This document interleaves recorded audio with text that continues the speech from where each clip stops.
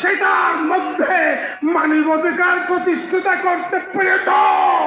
তাই মানবাধিকার নামে কোন কোরআন সুন্নাহ বিরোধী কোন কর্মকাণ্ড এদেশে আমরা বরদাস্ত করব না। কাজেকে রাষ্ট্রীয়ভাবে অমুসলিম ঘোষণা করতে হবে। কোন আইন করা যাবে না।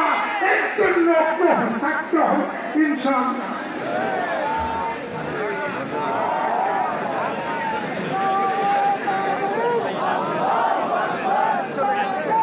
সংগ্রামী দেশবাসী, এ পর্যায়ে আজকের এই জাতীয় সমাবেশে জনসমুদ্রে বক্তব্য রাখছেন বাংলাদেশ জামাত ইসলামের কেন্দ্রীয় নায়েবে আমির, সাবেক এমপি, সংগ্রামী জননেতা, মজলুম জননেতা জনাব অধ্যাপক মুজিবুর রহমান।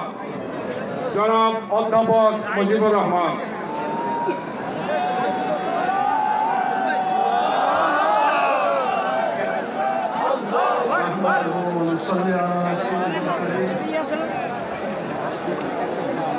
সংগ্রামী সভাপতি, আজকের এই জাতীয় মহাসমাবেশের সম্মানিত জাতীয় নেতৃবৃন্দ, সাংবাদিক বন্ধুগণ,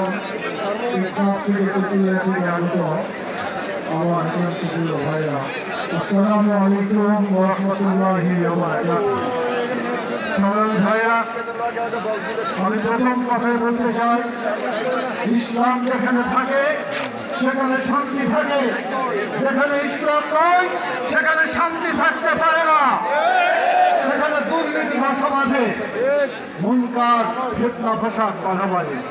আপনারা দেখেছেন পাকিস্তানের 24 বছর আর বাংলাদেশ